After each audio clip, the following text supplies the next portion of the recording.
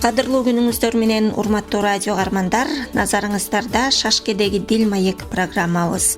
Бүгүнкү берүүбүздүн мейманы мамлекеттик жана коомдук ишмер, кыргыз таануучу Сарыгулов Дастан Исламович. Маекте мен Найзер Абдукаимова алып барамын.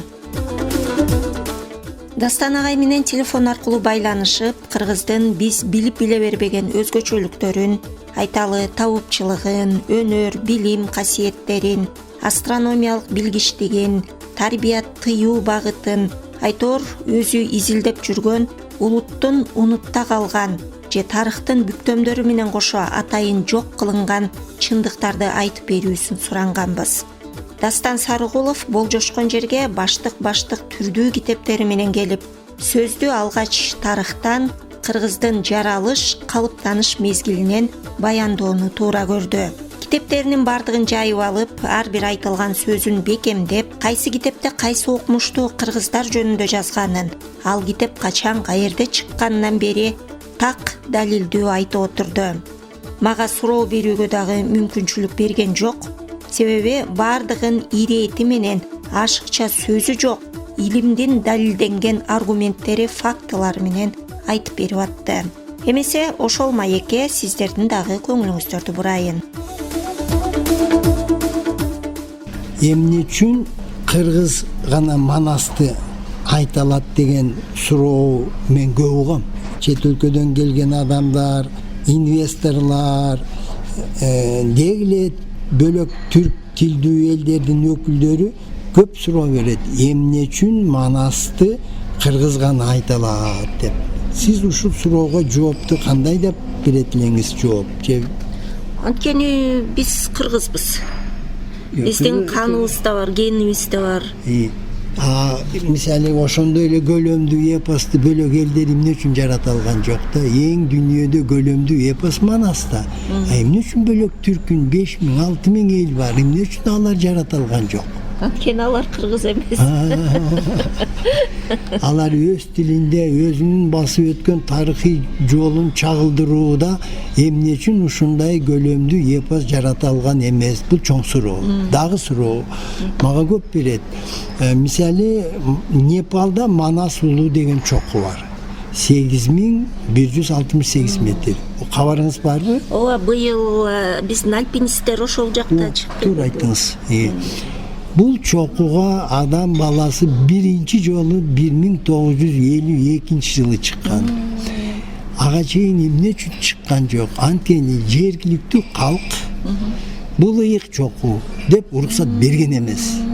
Көрдүңүзбү? Биринчи жолу Япон альпинисттери чыккан, себеби Япон эли бизге тууган. Алар жергиликтүү элдин мүнөзүн билип, тилин таап, уруксат алган биринчи жолу. Манас улуу деген сөз кыргыздын сөзү болуп атат да. Сиз билесизби, Индияда Манас деген дарыя бар. Нарында орто эсеп менен 1 секундта 400 куб суу агат нарында. Тиги Манас деген дарыяда орто эсеп менен 5000 куб секундасына агат. Ошол дарыянын аты Манас. Ошол дарыянын орто агымында Манас деген корук бар. 100.000 гектар аянты. Ал корукта отун камдаганга да тыюу салынган. Аңчылыкты айтпай эле коеюн. Отун чогултканга тыюу салынган. Жергиликтүү эл ошону ыйык тутат. А сиз билесизби, Тибетте Манас деген көл бар? Жок. Манас деген көл бар. 3500 метр бийиктикте, 500 чарчы километр аянты. Азыр Кытай мамлекети арде полиция машина менен нары бери жүрүп, саякат кылган туристтерге тыюу салганын көзөмөлдөйт, көлгө түшкөнгө тыюу салган. Көрдүңүзбү? Ыйык тутат анткени. Кытайдын түндүк батыш тарабында Манас деген көл бар, Манас деген дарыя бар. Кавказда Манас Аблан, Манас Матап деген кыштактар бар. Мага суроо берет билгендер, качан кыргыз бул жер сууга ат койду? Кайсы доордо? Буга жоопту ким бере алат? Качан деген суроого жоопту биздин тарыхчылар бере алабы? Бере албайт. Дагы кандай суроо берет мага? Мисалы Кавказ республикасы Россиянын курамында бүгүн расмий дүйнө археологтордун Меккасы деген атка конду. Демек, дүйнө жүзүндө мусулман дининдегилер Меккеге кандай ыйык тутуп барса, археологтор дүйнө жүзүндө Хакас жерине барып, ошо жерде эстеликтерди иликтеп, изилдеп, Хакасия дүйнө археологтордун Меккасы деген атка конду. Эмне үчүн? Дүйнөдө кенен да канча жерде эстеликтер бар. Мына ушундай суроолорго жооп табуу өтө маанилүү. Эмне үчүн маанилүү? Биз 30 жыл эгемен доорунда алдыга жыла албай койдук го. Канча жолу өкмөт, 30 жолу өкмөт алмашты, 5 жолу президенттер алмашты, бирок чарбабыз бөлөк жагынан да алсак канча деле биз ашып кеткен жокпуз. Эмне үчүн биз жол таба албай койдук? Дагы эле суроо. Союз тарагандан кийин КМШ мамлекеттеринде бир гана Кыргызстанда президенттер 5 жолу алмашты. Эмне үчүн бөлөк өлкөлөрдө, республикаларда ашып кетсе 1 же 2 жолу алмашты? Мунун сыры эмнеде? Мына ушуга окшош суроолорду мен көп угам. КГБ'нын жер төлөсүндө 165 күн жаттым. Ошондо бир Израиль мамлекетинин жараны адагы ошака түшүп калып, мага көп суроо берди.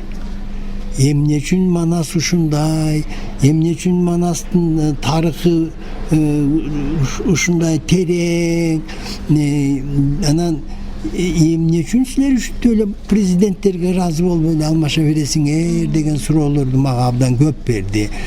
Анан ал китеп сатып алган экен бу жерден, Кыргыздын атактуу адамдары деп. Мына илимий чөйрөдөгүлөр, чыгармачыл чөйрөдөгүлөр. Анан мага айтат, 2000 адам бар экен, ушунча интеллект бийик мамлекет экен. Бирок эмне үчүн абалыңар ушундай кейиштүү деп да. Көрдүңүздөрбү канча суроо. Бул суроолорго жооп табуу үчүн Кыргыздын жаралышын, калыптанышын, тарыхын, басып өткөн жолун билип, анан мүмкүн жооп табуу. Эгерде биз жооп таппасак, биз өзүбүздү тааныбасак, анда биз дагы бир нече жыл бою өз жолубузду таппай, көрүнгөн элди туурап, көрүнгөн элдин этегине илешип, көрүнгөн элге окшош болобуз деп кыялданып жүрө беребиз. Ошол суроолорго жооп табуу үчүн биз Кыргыздын жаралышын, калыптанышын, тарыхый басып өткөн жолун билип, талдап, артыкчылыгын, кемчиликтерин даамай ылгап албасак, биз алдыга жол таппайбыз. Союз убагында саясат ушундай болгон, эскинин баарын уратабыз, жаңы турмуш курабыз деп. Бир чети туура. Эгерде жаңы доорду курам десе, анда эскиден калган эс тутумду жок кылыш керек эле да. Туурабы? Ошон үчүн Союз убагында биздин тарыхыбызды бизге окуткан жок. Бизге жалган тарыхты окутту. СССР жаңы бутуна туруп аткан доордо анын аянтынын 75% түрк тилдүү элдердин мекени болгон. Бүгүн дагы түрк тилдүү элдердин мекени. Айтсак, Сибирдеги элдер көбү түрк тилдүү. Татар, башкир, чуваш, казак, кыргыз, өзбек, туркмен, Тува, бурят, ушулардын баары түпкү мекени. Демек, эгерде ошол түрк тилдүү элдер Осман империя менен биригип кетсе, анткени тили бир, маданияты бир, тарыхы деле бир, анда биринчиден жаңы эле бутуна туруп келаткан СССР мамлекети урап кетүү коркунучу жаралган. Экинчиден, Осман империя падышалык Россия менен 350 жыл согушкан, тынбай. Кээ бир учурда согуш 10 жыл, 6 жыл, 12 жылга чейин узарып турган. Биринчи дүйнөлүк согушта Осман империя Германия менен шерик болгон. Ошон үчүн падышалык Россиянын ак сөөктөрү гана эмес, карапайым дыйкандары деле Осман империяны душман катары сезген. Көрдүңүзбү? Бул тарыхый окуя кандай? Тарыхты кылчайып карасак артка. Ал эми 1932 жылы Чыгыш Түркистан эгемендүү республика курабыз деп, азыркы Синьцзянь уйгур автоном районундагы уйгур эли көтөрүлүш чыккан. Ал 4-5-6 жылга чейин узарып кеткен. Анан ал убактагы совет бийлиги өтө чоочулаган. Эгерде ошол эгемен Түркистан республикасы калыптанып бутуна туруп алса, бул Союздун курамындагы түрк тилдүү республикаларга өтө чоң үлгү, чакырык болот деп чоочулаган. Ошол республиканын эгемендүүлүгүн ким талкалаган? Ал убакта Союздун бийлиги өзү ачык аскер жибере албай, басмачылар деп бияктан 2 чоң аскер бөлүкчөлөрүн жиберген Кыргызстандан. Булар СССРдин аскери эмес, булар ушу басмачылар деген мындай каймана маалымат менен ошентип жиберген. Ошентип ошол республика эгемендүүлүгүн жоготкон. Көп жашаган жок. Ошондон кийин булар совет бийлиги өтө катуу чоочулаган. Ошондон кийин саясат кандай болгон? Түрк тилдүү элдерин ынтымагын кетириш керек. Тарыхын жок кылыш керек. Маданиятын жок кылыш керек. Улуттук эс тутумун кыйратыш керек. Антпесе булар тынчыбайт деген саясат жүргөн. Ошол саясаттын алкагында тарыхты билген түрколог деп аталган окумуштуулар атып жок кылынган. Ал жөнүндө мына китепте жазылган. Бул китепте репрессияга учураган түрк илими деген китеп. Бул китеп илими КГБнын архивтеринен негизинде чыккан китеп. Бу жерде Азербайжандын окумуштуулары, Казакстандын окумуштуулары, Кыргызстандын окумуштуулары кандай атылган, кандай шылтоо менен Англиянын шпиону, Япониянын шпиону деген жалган жала менен атылып кеткен 1000ден ашык адам атылган. Көрдүңүзбү? Себеби чыныгы түрк элдеринин тарыхын билген окумуштууларды жок кылмайынча жалган тарых жазуу мүмкүн эмес эле. Мына ошон үчүн 1945 жылы Борбордук комитет токтом кабыл алган. Түрк элдеринин тарыхын мындай басынтып, жайылтпай, аны жок кылып, дегиле мындай илимий багытта дагы атүгүл күнүнкү турмушта өздөрүнүн тилиндеги мектептерди дагы жок кылыш керек деген жашыруун токтом кабыл алган. Натыйжасы эмне болду? Натыйжасы чыныгы тарыхыбызды жок кылып, айрым тарыхый булактарды, байыркы китептерди китепканаларда фонд особо редких изданий деген шылтоо менен колго бербей тиякка катып коюшкан. Бир тобун өрттөгөн. Ошондо Белек Солтонов бизден атылып кетти 61 жашында. Жалаң эле түрк элдеринин өкүлдөрүнө атылбай, Воробьев деген СССРдеги Илимдер академиянын чыгыш таануу бөлүмүнүн жетектеген Воробьев деген орус атылган. Поливанов деген атылган, көрдүңүзбү? Суми Мягу деген атылып кеткен. Улутуна карабай жок кылганда. Анан кийин Алаш партия, социал туран партияны дагы булар улуттук мааниде маселе көтөрүп атат деп, социал туран партия деп талай биздин жетекчилер атылып кетпедиби, билесиздер? Агай, ошо социал туран партиясы чын эле болгонбу? Абдан болгон да. Мына бу жерде жазылат. Болгон. Эмне үчүн партия болгон? Эгерде Түркистан эгемендүү республикасын муунтуп жок кылгандан кийин Биринчиден, экинчиден биздин чек араларды тактоо маселеде Москва үстөмдүк кылган. Экинчиден бара биздин тарыхты эми мындай да ал убакта кыргыздын манап дегендери, би дегендери, булар багы таптык өтүп бараткан эзүүчү тап деген түшүнүк менен буларды жок кылган. Бирок ошол адамдар өтө сабаттуу болгон, санжыраны да билген, тарыхты да билген.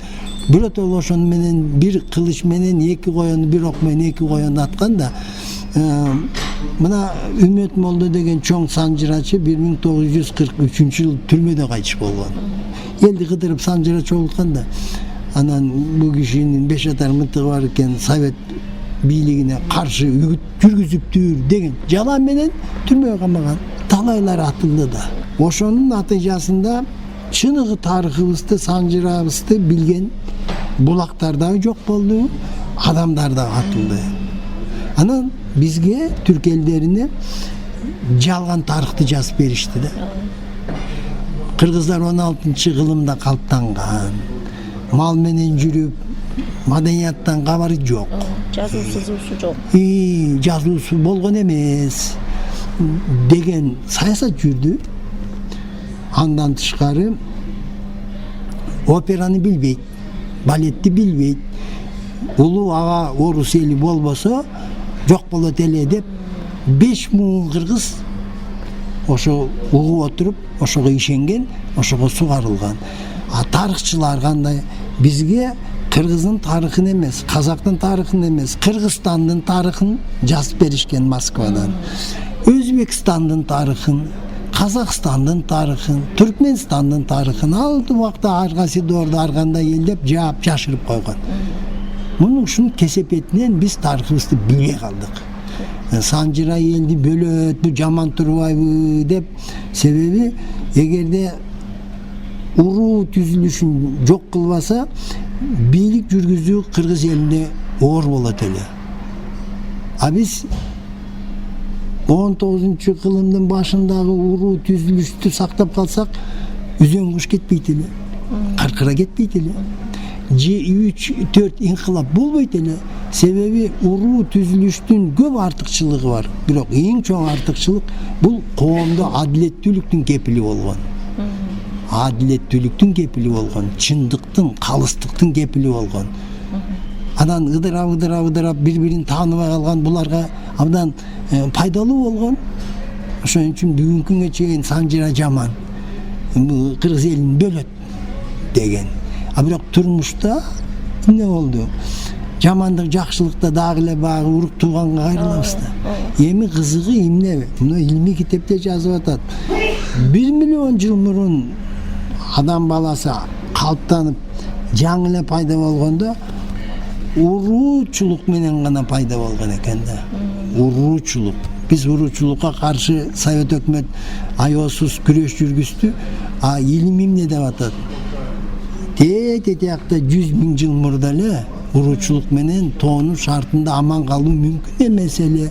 Жамаатташуу менен урук тууган бири-бирине каралашпаса аман калуу, өнүгүү өсүү мүмкүн эмес эле. Көрсө биздин кан жаныбызга сиңип калган уруучулукту булар жок кылабыз деп тетиги 50 000 жыл, 100 000 жылдан бери калыптанган социалдык турмушту, кыргыздын турмушун жок кылуу аракети кылган экен. Бирок бүгүн дагы жамандык, жакшылыкка барабыз, биз топурак салганга барабыз, көрбөйсүздарбы кандай? Бул эми чоң маселе. Урматтуу радио каармандар, сиздер угуп жаткан Шашкедеги Дил маек программабыз. Биз мамлекеттик жана коомдук ишмер, кыргыз таануучу Дастан Исламович Саргулов менен маектешип жатабыз. Бүгүнкү күндө көпчүлүгүбүз биз байыркы кыргызбыз деп көкүрөк кагып, байыркы түптүү эл экенибизди оозеки бакылдап келебиз. Ал эми Дастан агай кыргыздын байыркылыгын, дүйнөлүк деңгээлдеги окумуштуулардын, тарыхчылардын илимий изилдөөлөрүнө таянуу менен жана Хакасияда табылган археологиялык казуулардагы далилдердин негизинде кыргыздар ай күн календарин пайдалангандыгы тууралуу дагы так маалымат берди. Биз 20-кылымга чейин көчмөн турмушта жашагандыктан ай күн календари жана жаратылыштын кубулуштарынын негизинде аба ырайын, мезгилдик өзгөрүүлөрдү болжолдой алганбыз. Бирок азыркы учурда мындай касиетти карманган же аба ырайына байкоо жүргүзгөн улуу муундун өкүлдөрү тилекке каршы жылдан жылга азайып бараткандыгы өкүндүрөт. Маекти улантууңуздар. Мына кыргыздын жаралышына келсек, менин колумда мына китеп Анвар Байтур «Кыргыз тарыхы Кытайлык окумуштуусунун изилдөөлөрүндө» деп, бул 2003 жылы чыккан. Анвар Байтур Кыргыз Кытай мамлекетинде төрөлүп өскөн окумуштуу, тарыхчы, Турцияда, Стамбулда сабак берген тарых. Бул окумуштуу. Бул китепти кимдер которду? Плоских деген академик, Какеев деген академик, Асанканов деген академик азыр болду, Жунуш Алиев, Андашев жана башкалар. Демек бул адабий китеп эмес, жомок эмес, божомол эмес, бул накта илимий китеп. Которулганда дагы кыскартылып которулган. Себеби а киши өзү 2 том жазган, экөө тең 500дөн ашык барак көлөмү. Эми ошондон кыскартып которгондо мен ушу жерден окуп берейин. Кыргыз райондорундагы байыркы адамдар дейт. Мына бу жерде минтип турат.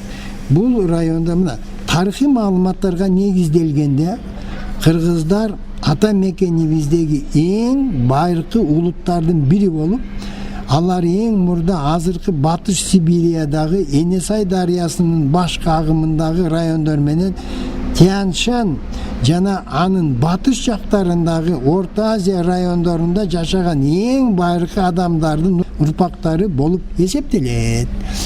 Бул райондордо алып барылган археологиялык табылгаларга караганда кыргыз элинин ата бабаларынын тарыхы божомол менен мындан 300 миң жыл мурдагы байыркы таш кылымынын түпкүрүнөн башталат.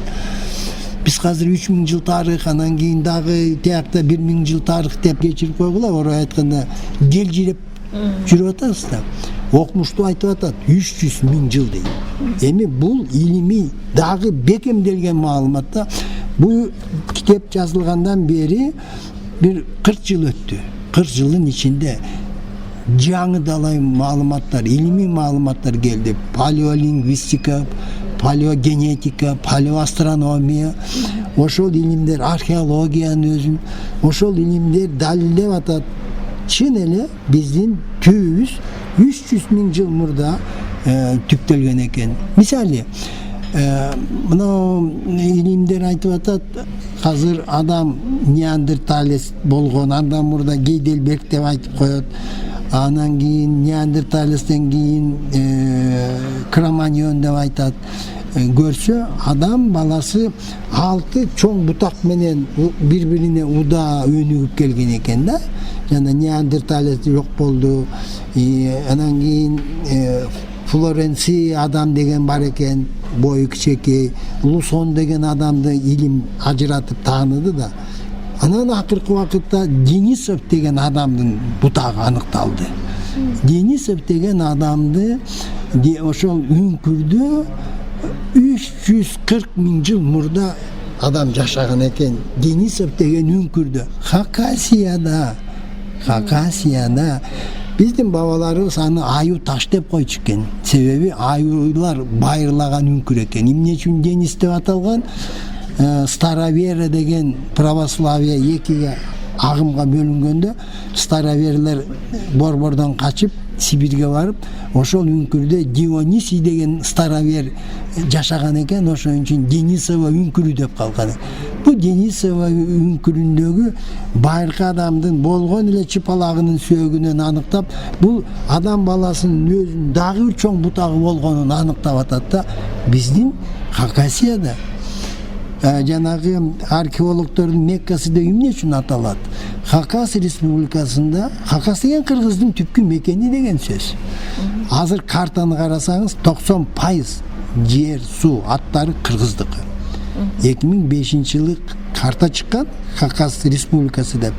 Азыр деле алсаңыз болот, карасаңыз 95% жер суаттарынын баары кыргыздык. А биз качан аяктан кеткенбиз? 400 жыл мурун бизди көчүргөн. 400 жыл мурун көчүргөн. Ар кандай саясий абалга жараша биз ошол жактан көчүргөн. Эмне үчүн бүгүнкү күнгө чейин бүт жер суунун аттары кыргыздык болуп турат? Көрдүңүзбү?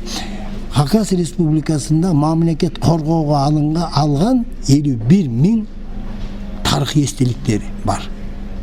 Ошонун 21 000-и федеральный мааниде да, жалпы Россия мамлекети мааниде. Эмне үчүн археологдордун Меккасы Хакасияда археологиялык тарыхый эстеликтер бүт тарыхый доорулорду чагылдырат, камтыйт. Төмөнкү палеолит, ортоңку палеолит, жогорку палеолит, мезолит, неолит, энеолит, коло доорунун баары үзгүлтүккө учурабай, баары ошол эстеликтерге камтылган. Ошон үчүн дүйнө археологдорунун Меккасы. Себеби дүйнө жүзүндө археологдор байыркы доорду иликтейбиз дегенде Россияга келип, Россиядан Хакасияга виза алышат. Көрдүңүзбү кандай маселе? Кандай ар жерде эстеликтер бар? Мына мунагу китеп «История, культура Востока Азии». Бул журнал, илимий журнал. Российская академия наук, Сибирское отделение Институт археологии и этнографии. Бул чыккан 1992 жылы, Союз ураган жылы чыккан. Сибирское отделение, Новосибирск, наука. Берде чоң макала бар. Святилище Малая Медведица деп. Кичи жетиген деген ыйык сыйынган жерлер деген мааниде. Святилище созвездие Малая Медведица деп. Ларичев деген тарых илиминин доктору бул илимий журналда жазып атат. Хакасияда жайгашкан Ак Суу дарыянын боюндагы кара таш аскаларындагы жылдыздардын сүрөтү чегилген. 50 000 жыл мурда чегилген экен. Эң биринчи терде жетигендин, кичи жетигендин, чоң жетигендин жылдыздарын чегилген экен. Тынбай 50 000 жыл бою байкоо жүргүзүлүп, ошол аскаларга чегилген экен. Анан эң кызыгы берде. Мына берде мынау сүрөттөрү бар, ошол эмне үчүн каратоо? Кыргыз каратоо деп, карагыштык деп эмне деп айтат? Кар токтобогон жерди айтат. Же бул күнгү, же шамал катуу учуруп кетет. Демек кышында дагы 4 маал жылдын аскаларга чеге берсең болот. Демек ошондо эле жылдыздарды байкап, алардын сүрөтүн чеккен экен да. 50 000 жыл мурда жетиген жылдызы азыркыдай чөмүс өңдөнгөн эмес экен. Арткы бутуна турган аюуну элестеткен экен. Ал ыйык колдоочу жаныбар деп ошону чеккен экен биринчи. Мен бердим эмне деп атат берди. Мына сүрөттөрү бар. Илимий, мына сүрөттөр бар. Көңүл бура турган нерсе мындай да. Созвездие Большая Медведица была одним из первых, который человек выделил 50 000 лет назад дейт. 50 000 жыл мурда жетигендин жылдызын аскага чеккен экен дейт. Хакасияда. Биздин мекенде. Бул биздин түпкү мекен. Айда бөлөк улут, бөлөк эл эч качан жашаган эмес, себеби алардын тилиндеги жер суаты таптакыр жок. Биздин бабаларыбыз байыркы жер каймактангандан бери ошол жерде жашаган. Жанагы 51 000 эстелик биздин бабаларыбызга таандык. Ошонун бири мына журналда. Мынтип атат: Хакасы придавали высочайшую значимость той точке неба, в которой находится астрономический север, астрономиялык түндүктүн жайгашкан жерин. Именно это место именовалось необычно Теңир түндүгү, дымовое отверстие неба. Теңир түндүгү деген кимдин сөзү? Кыргыздын сөзү. Көрдүңүзбү? Эмне үчүн Теңирдин түндүгү? Ошо түндүктөн көрүнгөн асмандын жери ошол астрономиялык түндүк болуп таанылган экен. Карабайсыздарбы? Эми бу жерде эмне? Хакасияда 24 000 жыл мурда жасалган ай календарь табылды. Ал мынагу журнал 1985 жылы чыккан. Академия наук СССР Сибирское отделение, комиссия по востоковедению, Институт истории, филологии, философии, Каменный век Северной, Средней, Восточной Азии. 1985 жыл. Берде лунный календар деген макала бар, илимий макала. Мындай болгон 1917 жылы дыйкан жертөлө погреб казат, тереңдегенде 1,5 метр тереңдегенде Мамонттун сүйөгүнө учурайт. Ал убакта Мамонттун сүйөгүн тапкан акча төлөчү экен. Анан телеграмма берет, анан жана Герасимов деген атактуу Тамерландын баш сүйөгүнүн элесин жасаган адам студент болчу экен ал убакта. Ал барып, ошонун барып казса, нар жакта таштын алдында 3 жаштагы балдардын сүйөгү, балдардын мойнунда жалпак таштан оюк жасалган, чоң оюктар, кичекей оюктар, эки шуру деп коелукчу, кичекей, чоң. Анан анын баарын таап сүрөттөп, мына берде сүрөттөрү бар, берде бүт баарын мүнөздөп жазган. Ал убакта илимдин деңгээли кандай? Эми бул бир ыйык туткан жер болуш керек, же бир ырымдап ушу балдардын сүйөгүн койгон. Балдардын сүйөгүнүн үстүнө таш койгон экен, таштын үстүнө Мамонттун бийбинин койгон экен. Эрмитаж кап келет. Андан кийин көп жыл өтөт. 1950-жылдары Илимпоздордон Америка окумуштуусу Африкада бир сөөк табат. Аны аныктаганда 40 000 жыл мурдагы сөөк болуп чыгат. Ошо сөөктө чийимдер бар экен. Кыска анан кийин чоң, кыска анан чоң. Анан ал айтат, бул 40 000 жыл мурда кайсы? Эмне деген чийим? Көрсө бул жуманы белгилеген экен. Себеби 14 күндө ай толот, 14 күндө ай жаңырат. Муну божомол боюнча энелер жасаган экен. Качан төрөйт деген. Ошо макаладан кийин Ларичев ал убакта студент, жана докторуна ушунун баарын жазган доктор. Ал студент анан аны окугандан кийин Эрмитажга барат. Эрмитаждын тиги кампасында сакталган Мальта, бул ошо Хакасияда табылган жанагы шуруларды карап, аны чечмелесе, бул ай календарь болуп чыгат. 24 000 жыл мурда тогол күндөрү көрсөтүлгөн. Качан күн тутунат, качан ай тутунат, ошонун баары мына жерде сүрөттөрдө абдан жакшы көрсөтүлгөн. Мына көрдүңүзбү? Мына мындай оюк таштар, анан кийин мына bunun баары кайсы ай, качан тогол болот, баарын ушинтип көрсөткөн экен. Көрдүңүзбү? Мына мойнунда мынагындай. Мына ушунун баарын чечмелеп отурса, ай календарь. Мына ошо бала, мына сүйөгү, берде мына таш, ушунун баарын сүрөткө түшүргөн. Анан ал айтып атат, 24 000 жыл мурун ай календарын түзүш үчүн эсепти жакшы билиш керек эле. Бул өтө өнүккөн цивилизация болгон деп атат. Көрдүңүзбү кандай? Кимге таандык? Биздин бабаларыбызга таандык. Себеби ай календарын 22 жыл бою, акыркы 22 жыл бою Кыргызстанда чыгып келатат. Дүйнөдө Пекин, Токио, Нью-Йорк, Париж, Берлин, бирде мамлекетте алдын ала жыл кандай болот, качан аба ырайы бузулат, жаз кандай болот, кыш кандай болот, эч ким айта албайт. Мына кече бүгүн 3 ноябрь. 2-1 ноябрда Түйашуу эмне болду, Ала Бел эмне болду? Жабылып турбады, канча адам кыйналды. Тогол күнү. А биз билбейбиз. А биздин бабаларыбыз муну 25 000 жыл мурда билген экен. Тогол күнү өтө аба ырайы бузулаарын билген экен. Мисалы, быйыл жазында Исик көлдөн бир короо, эки короого кар алдында калып жок болбоду. Тогол күнү көчкөн алар. Тогол күнү көчкөн. Көрдүңүзбү кандай? Анан багы туннелде бир кырсык болуп 2-3 адам адагы тогол күнү болгон. Көрдүңүзбү? Биздин бабаларыбыз тогол күнү көчкөн эмес, аңчылыкка чыккан эмес, дарыяны кечкен эмес, кыз узаткан эмес, келин алган эмес, той томолок өткөргөн эмес. Себеби билген, аба ырайы бузулат. Анан бузулгандан мурун дагы ар бир жандуунун иммунитети жоголот. Аркар кулжа теке жайылбайт. Асканын этегинде кара олчуну коюп турат 3 күн. Жагымсыз. Балык азыктанбайт. Биздин бабаларыбыз жакшы билген экен муну. Көрдүңүзбү кандай маселе? Биздин түз мунун баары кыргыздын жаралышы жана калыптанышына. Муну мен сизге окуп бердим 300 000 жыл деп атат. Эми палео астрономия мен учкай айтып бердим деп коелучу.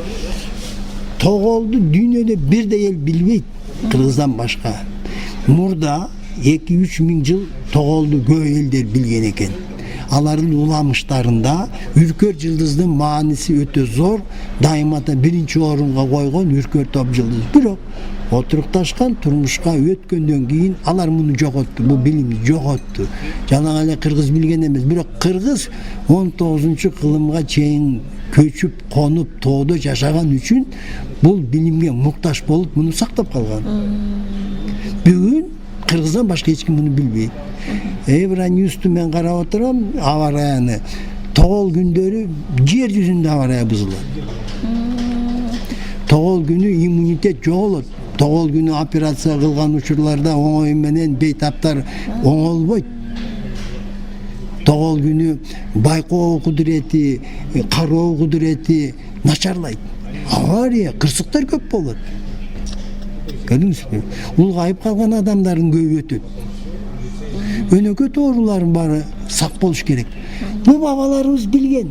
Эмне үчүн биз бул билимди азыр пайдаланбайбыз? Анткени биз макул болуп калдык да. Бизге айткан жок муну. Биз билбейбиз муну. А бирок бул керек. Керек. Чарбачылыкка керек. Аңчылыкка керек, мал чарбада керек, атүгүл талаачылыкка да керек. Тогол күнгө чейин мисалы жазында эгин себи болбойт. Үйрөнбөйт.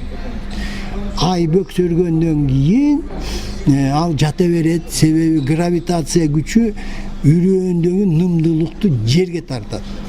Ай тола баштаганда жердин нымдуулугун үйрөөн өзүнө тартат дагы, тез өнүгөт, тез жарылат, күчтүү өсүмдүк өсөт. А эгерде ай бөксөрүп атканда жерге түшкөн үрөөн 12 күн, 14 күн жатат жөн эле чирип. Алсыз болот. Күчүн жоготот. Андан өңгөн өсүмдүк начар, итий болот. Түшүм 20% төмөн болот. Бабаларыбыздын таанышмандыгы. Көрдүңүзбү кандай?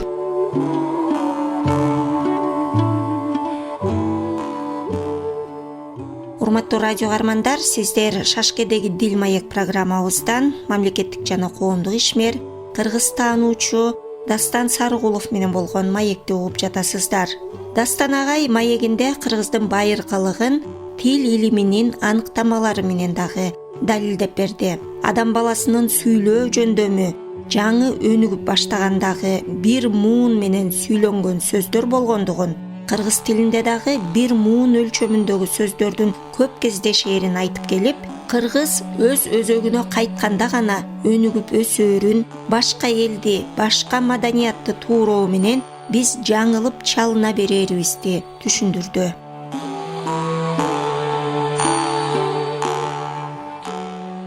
Палеолингвистика деген илим эмне дейт? Ушу кыргыздын калыптанышына, жаралышына тиешелүү маалымат мына китеп мына көрдүңүзбү? 2-чи том.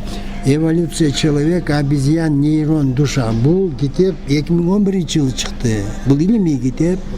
Молекулярный биология деген тармак бар. Бүт ошонун жетишкендиктери, аныктагандары ушу китепте камтылган. Эволюция человека, обезьяны, кости, гены деген 1-чи том, 2-чи том Александр Марков деген окумуштуу жазган. Албетте бул дүйнөдө эң акыркы илимий маалыматтарга таянып жазган. Ошон үчүн мына көлөмдүү китеп, мына көрдүңүзбү? Канча жерин мен белгилеп койдум. Бул китепти эмне деп атат? Палеолингвистика деген илим эмнен иликтейт? Сүйлөө мүмкүнчүлүгү, тил качан пайда болду? Өтө кызык маалымат. Мына азыр эмне аныкталды? Neandertal деген adamlardan murda Geydelberg деген adamlar болгон. Bu bizden 300 ming yıl murda. Alar эми азыркыдай болбосо дагы тил аларда болгон экен. Бул аныкталды. Биринчиден тилдин гени деп коет, ген речи деп коет. Ошол ген табылган. Экинчиден өтө түркүн таштан жасалган куралдар. Ал миң жыл бою муунда мууга өтүп келген экен. Бирок ошол куралдарды тил болбосо үйрөнүү, көрүп эле үйрөнүү мүмкүн эмес экен да. Муну далилдеди да. Анан ошон үчүн алгачкы тил Гейделберг адамдарында эле уже мүнөздүү болгон, эми жөнөкөй өнүкпөгөн тил. Илим эмне деп атат? Качан тил пайда болот? Ачык тыбыш жарата алган учурда гана тил пайда болот. Себеби ачык тыбыш жарата албаган адам дудук да. Сүйлөй албайт да. Качан ачык тыбыш жарата алган адам баласы? Эек менен биякта кичекей тил бар го, жана кызыл өңгөч. Ошонун ортосунда өзүнчө бир аралык болгондо гана ачык тыбышты жарата алган экен да адам баласы. Көрдүңүзбү? Ачык тыбышты жаратып, жабык тыбыш менен айкалыштарган мүмкүнчүлүктө гана тил пайда болгон экен.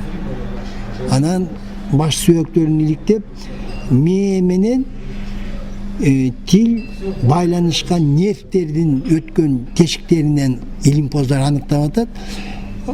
Мээ тилге буйрук берип, тил анан кийин ар кандай тыбышты жаратып деп.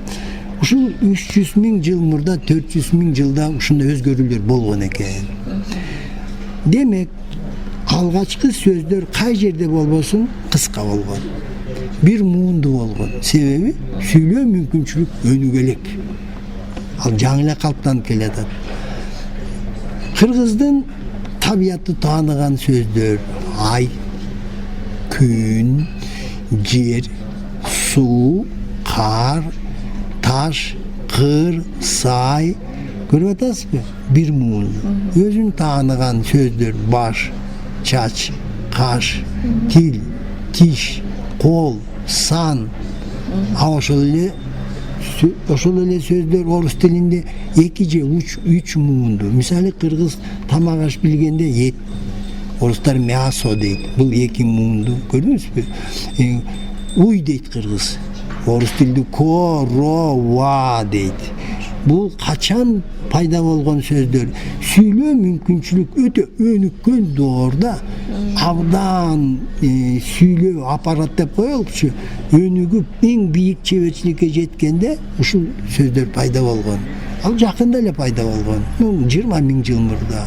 150 миң жыл мурда кадимкидей эле мынагу сөздөр бир муунду. Мына эт, май, süt deybiz, nan deybiz, aş deybiz.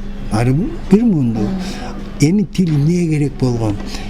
Jamaatlaşıp аңчылык кылганда, байланыш үчүн.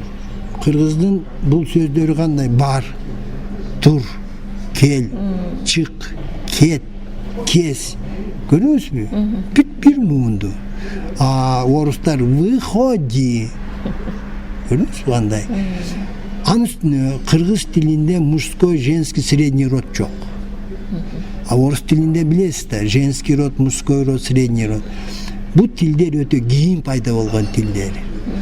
Матриархат доорунда, энелик аталык доордон өткөндөн кийин анан род пайда болот, тилге кирет ал. Биздики андай жок bizde. Кыргызда эсеп боло элек деле тил калыптанган.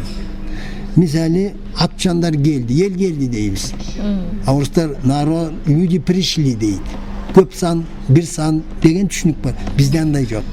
Көп санды бир эле сан менен жыйындан чыгып кетти дейбиз. Кетишти дебейбиз. Жыйындан чыгып кетти эл дейп коебуз. Демек, ушу белгилер эмнеден кабар берет? Биздин тил 150 миң жыл мурда калыптанган. Муну окумуштуулар азыр эмне деп атат? Кыргыз тил өтө жөнөкөй, өтө ийкемдүү, ошон үчүн кай жерде болбосун кыргыз тил жеңип кетет деп окумуштуулар айтып атат азыр. Бөлөк тилдер, бөлөк элдер менен аралашса кыргыз тили үстөмдүк кылып кетет дейт да. Бирок биз башка элдер менен аралашсак бир заматта эле ошол элдин тилине кирип кетебиз. Кийин бул мына 3 кылымдан бери. 3 кылымдан биз улуттук институтубузду жогото баштадык да. Ошондон ушундай болду. Бир убакта Кытай императорунун кан сарайында кыргыз тил өтө маанилүү, өтө пайдалуу. Ошо тилде сүйлөө аракети зор болгон доорлор болгон. Көрдүңүзбү? Мына бир убакта. Бул тарыхый далилденген фактыларда талашсыз жазылган фактылар бар да. Анын баарын мен китептердин баарын алып келсем, мен бүгүн бир 20 китеп алып келдим. Үйдө да талай китептер бар. Мындай болгон доор. Эми кыргыздын калыптанышына мен айттым, палеолингвистика илими дагы эмне деп айтат. Муногу китеп чет өлкөдө чыккан. Атлас дейт. Дүйнө жүзүндө канча тил, кандай топко бөлүнөт, алардын өзгөчөлүгү кандай, алар кандай жаралган, кантип өнүккөн деген китеп. Бул илимий китеп. Бу жерде мынтип атат. Алтай топ тили. Ага кимдер кирет? Түрк тилдери. Бул 36 ар кандай түрк элдеринин тили. Моңгол, ойрот, калмак, туңгус манжур, Корей, анан Япон. Ушулардын баары Алтай топ тилине кирет. Мына өзүңүз көрдүңүз. Муну китеп Москвадан чыккан Языки мира дейт. Тюркский языки деген китеп. Бул китеп 1997-жылы чыккан. Российская академия наук, институт языкознания. Мына бу жерде башында эле эмне деп жазып атат? Мынтип жазып атат. Согласно представлениям Ильи Светича, алтайская общность распалась значительно раньше остальных 5 языковых общностей, входящих в настратическую макросемью. Современные исследования относят период распада алтайского праязыка к 10 тысячелетию до нашей эры, к 7 тысячелетию до нашей эры. А азыр 12 миң жыл биздин доордон мурда Алтай топ тили чачырады деп атат. Дүйнөдө 5 байыркы топ тили бар да, 5. Алар кандай?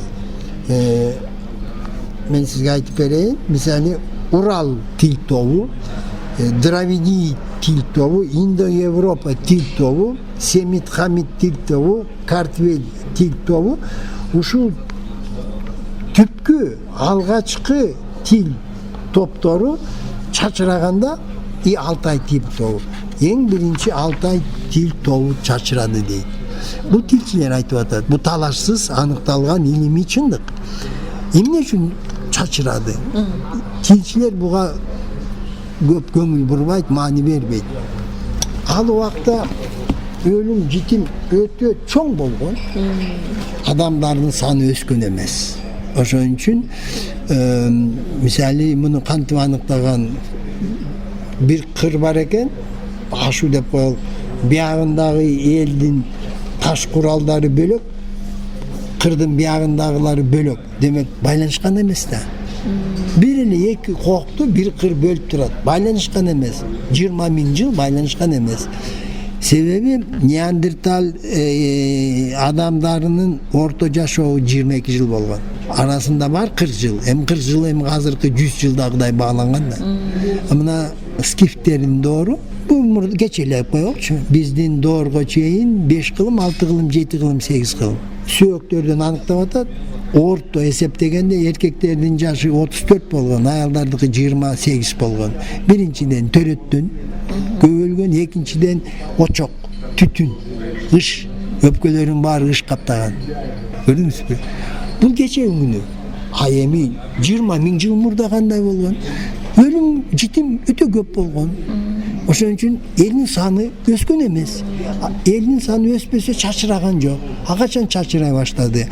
Babalarımız yıldızlarını bilip kış mınday boladı eken, bunu o yerde toğul boladı eken, bunu ay жаңырgan eken, böyle ölüm citimge yol berbey, aldın ala tamakты dayardap, kış kalın boladı diye dep oşonu bilgen için anan en negizi cemaat taşuu, tiyular menen, salt menen, адамгерчиликти сактаган үчүн саны биринчи өсө баштаган. Элдин саны өскөндөн кийин аңчылыкка жер аз, тиричиликке жер аз, андан кой силен бөлүнгүлөм, тетияка кеткиле. Ошентип тил тараган. Мына биздин палеоастрономия илими эмне деп атат? 150 миң жыл. Анвар Байтур 300 миң жыл деп атат. Жанагы Хакасиядагы 51 миң археология кестеликтер төмөнкү палеолит бул 800 миң жыл мурда. Ортоңку палеолит, жогорку палеолиттин баардык доорлорду чагылдырган археолог эстеликтер биздин бабаларыбыздын мурасы. Муну талашсыз айтыш керек. Анан 2000 жыл анан 3000 жыл анан Кытайдын эмесинен дагы 1000 жыл тапты деген өтө эле болбогон сөз да. Эми мына тил жөнүндө мен айттым сизге. Палеогенетикалар айтып атат, биздики гаплогруппа R1A1 анан дагы эме деп коет, дагы мүнөздөмө бар, СНИП Z93 кыргыздыкы.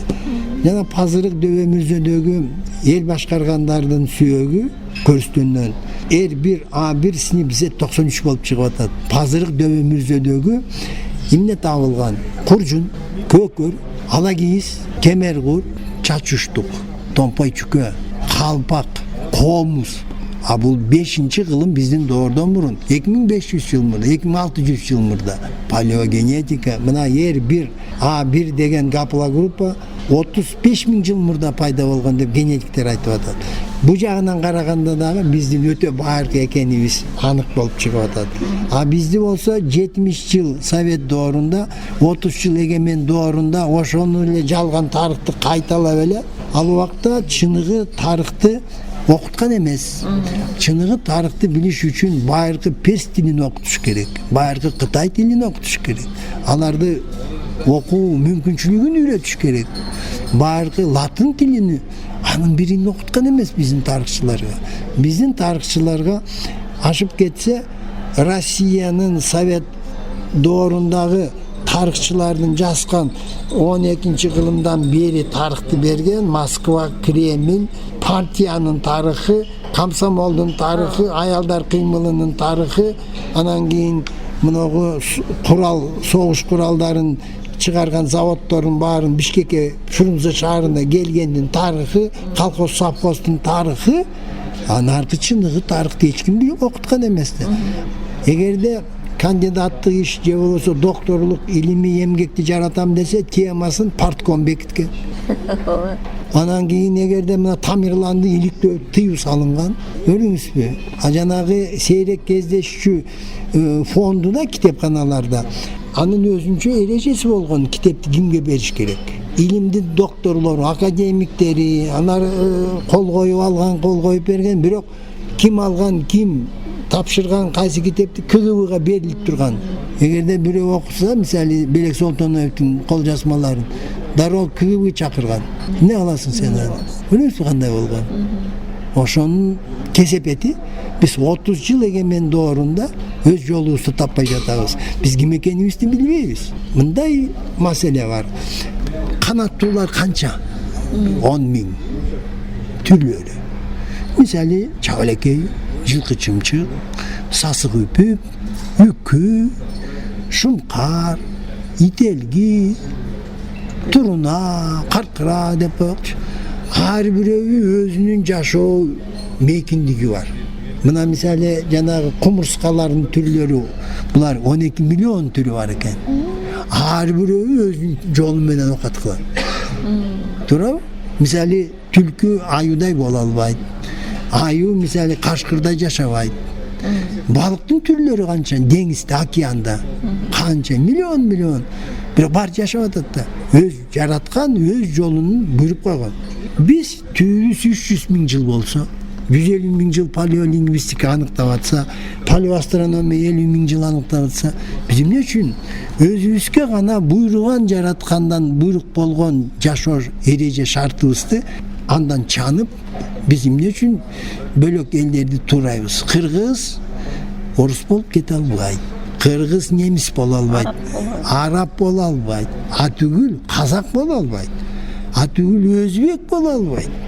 Биз өзүбүздүн жашоо мейкиндигибиз бар, эреже шартыбыз бар. Биз ошого көнгөнбүз. Бизге 30 жыл бою батыштын демократиясын таңуулап эмне чыкты? Кабыл албай койду да. Биз болбой эле дагы эле ошо батыштын конституциясын көчүрүп жазып атабыз. Эле айтып атат, мен култ мүнөзүмө, мен дүйнө таанымы, мен топурак салганга барышым керек, мисалы. Туурабы? Мен кошумчам бар, кошушум керек дейт, туурабы? Кыргыздын макал лакаптары кандай? Адамдын көңүлүн калтырба дейт. Көңүлүн калтырба деген орусча кантип айтасыз? Үрөйү учуптур дейт. Үрөйү орусча кантип айтасыз? Эмнеси учуп кетет экен? Шаабай суп калтыр бун дейт. Арманыңды айт деген, адал арам деген. Биз ушу менен жашап келгенбиз да. Ошон үчүн биз кабыл албайбыз. Ал үчүн 100 000 жыл басып өткөн тарыхый жолубуздан кечиш керек. Анда биз ким болобуз? Маңкурт болобуз. Ата тегин билбеген шүмшүк болобуз. Бомж болобуз. Туурабы? Тарыхты эмне үчүн билиш керек? Кыргыздын жаралышын, калыптанышын, тарыхый басып өткөн жолун маалымат алмайынча биз эгерим алдыга жыла албайбыз.